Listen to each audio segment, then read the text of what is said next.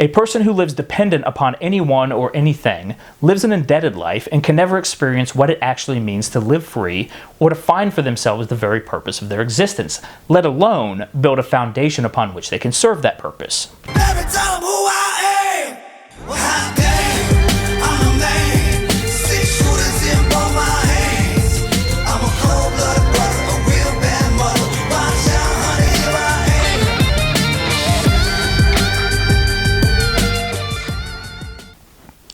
What's up, YouTube? Welcome to the very first episode of Revved Up with Ram Thorburn. Here at Revved Up, we're going to be talking politics, culture, entertainment, and more. One of my primary goals will be to challenge conventional wisdom and reframe certain narratives that have persisted so long they become exempt from even the most basic scrutiny. Now, I'm sure your first question is, well, where on the political spectrum does Ram Thorburn stand? Let's just say I'm like Hannibal, riding into war on the back of an elephant against a legion of jackasses. While I do support President Donald Trump and honestly think he's the best president we've had since Calvin Coolidge, I would take a running ticket of Harry and Lloyd over this current crop of Bolsheviks more generously referred to as the Democratic field. And while they believe the left holds a monopoly on compassion, they see a private citizen roll the dice, strike the fortune of pass and go, and they can't resist that predatory urge to collect our $200 for themselves and send us straight to jail for exercising any number of our God-given constitutional rights, whether it's for chewing the fat of one of their flavor of the week sacred cows, or for wanting to protect ourselves with a sidearm in any of their rat-infested, poverty-stricken, crime-ridden urban hellholes. While you might accuse me of being hyperbolic in the lengths that the left intends to go in curbing our free speech, if our Western allies in England and Canada are the canaries in the coal mine, it is incumbent upon us to take heed when those unfortunate avian emissaries run out of enough oxygen to squawk freely. But don't take my word for it. Just listen to Democratic Congressman Ted Lieu from the once great state of California. However, I would love to be able to regulate the content of speech. The First Amendment prevents me from doing so. To the left, the idea that we the people should be masters of our own universe and government sounds like a concept spoken in barbarian. Well, here we are at the gates of your ivory towers and well-to-do walled-off communities. And of course, these same sophisticates and socialites take no issue with safely ensconcing their pampered existence behind walls and gates, because in the ongoing segregation of the hoity-toity and the hoi polloi, it is to the vilification of the common man that we would want a border protecting our communities from infiltration of foreign criminal elements like drug smugglers, human traffickers, and that merry band of brothers known as MS-13.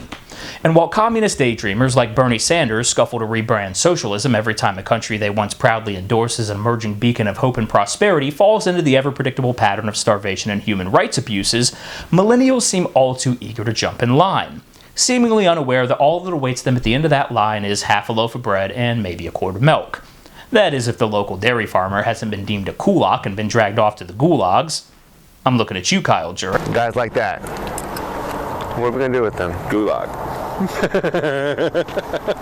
Liberals get to fucking wall first. So ignorant of history are these champions of the Iron Fist that I'd be want to nominate them all for one big collective Darwin Award if it wasn't for the bitter reality that people like you and me will likely be side by side with them in the cozy confines of a mass grave.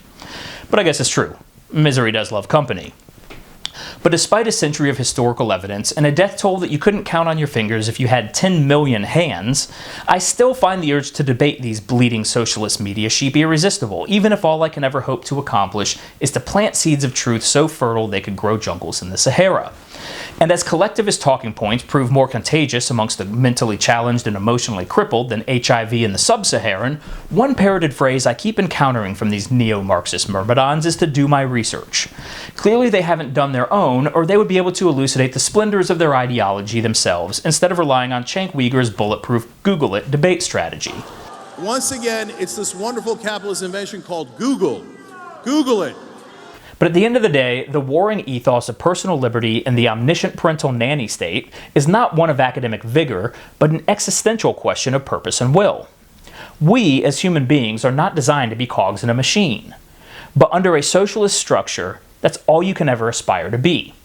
The definitive line of the Communist Manifesto, from each according to their ability to each according to their need, succinctly illustrates the hopelessness of the socialist ideology.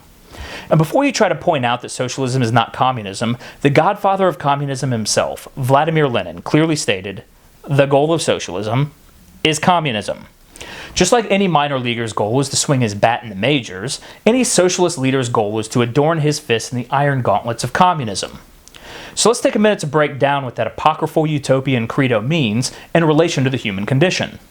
From each according to their ability means that whatever capacity for production you hold within you is owed to a nameless and faceless collective that you have no personal connection to. So if you hear a story about John from East Bumblefuck, Kansas, getting his power shut off because he lost his job at the poultry plant to an illegal alien, you're likely to respond with a perfunctory sucks for him and go about your day, because we all have a limited emotional bandwidth and we allocate that locally to the people and issues near and dear to our own lives. But maybe we do have some additional empathy and capital to extend, so in a free society we may choose to head over to John's GoFundMe page and to help throw him a lifeline. And we feel good about that because we chose to be selfless and help another man in need. Not only have we defined a sense of purpose for ourselves, we have fulfilled it. John is appreciative, his situation is improved, and he feels personally cared for by his fellow man because they did something they didn't have to do. Or you could decide that the bigger picture is important, and you petition your local government for stricter controls on hiring illegal immigrants so that not only might John get his job back, other workers like him might not find themselves in John's position to begin with. Either way, you were able to determine your course of action, if any, and help John in his situation. In a socialist setting, however, you would have zero recourse to petition a monolithic federal bureaucracy to alter their policy practices, and would have little to no capital to extend to John because the state has already determined your ability to produce and confiscated it for the implementation of their big picture. And even if the state were to come with some assistance, it would not come with any of the heart, soul, or goodwill that comes with voluntary charitable contributions. In the end, it is a soul-crushing disaster of servitude and infringements upon the very personal liberties that grant us the virtue of self-determination. Now let's take a look at the second part of that Marxist credo, to each according to their need. While the former was a state determination of what you can provide, the latter is a state determination of what you can expect to receive out of life. Let that sink in. If the state can determine what you can expect to receive out of life based solely upon your needs, what mysteries and hope for future good fortune can you possibly hold on to? None. Zilch. Nada. It is a life with no adventure, no intrigue, no hope. You provide for the faceless masses in service to the party and toil away to this predetermined end as you await death. Your only hope that the state does not bring upon this death because they view you as a threat to their power. Socialism is not about having a government that loves you. Your government doesn't know you and therefore has no capacity to love you. Socialism is about a government that never lets you keep enough of what is yours to build a life that is your own, so that you always have to depend on them for even the most basic needs. A person who lives dependent upon anyone or anything lives an indebted life and can never experience what it actually means to live free or to find for themselves the very purpose of their existence, let alone build a foundation upon which they can serve that purpose. If you believe your purpose is to reach and explore the stars, well, what you get is the factory. If you believe your purpose is to bless the skyline with breathtaking architecture, what you get is the field. If you believe your purpose is to enrich the cultural fabric with great works of art and literature, what you'll probably get is re-education. In a state that functions on uniform compliance, your own unique God-gifted talents remain smothered under the will of the powerful. The essence of those talents and vision an inherent threat to the vision and will of the central authority.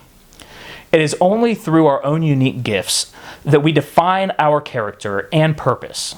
And without the ability to fulfill that purpose, what is the point of living at all? I, for one, side with Patrick Henry and say, give me liberty or give me death. Thanks for watching. If you like this video, please remember to like, share, comment, subscribe. I'm going to try to put out 1 or 2 of these videos a week, but I do work a full-time job, so if you're interested in seeing more frequent content, please consider contributing to my Subscribestar, Patreon, or PayPal accounts listed below, and don't forget to follow me on Twitter, Facebook, and Instagram at @RamThorburn. And as always, rev your engines, ride hard, and fight like hell. Every time who I am, well,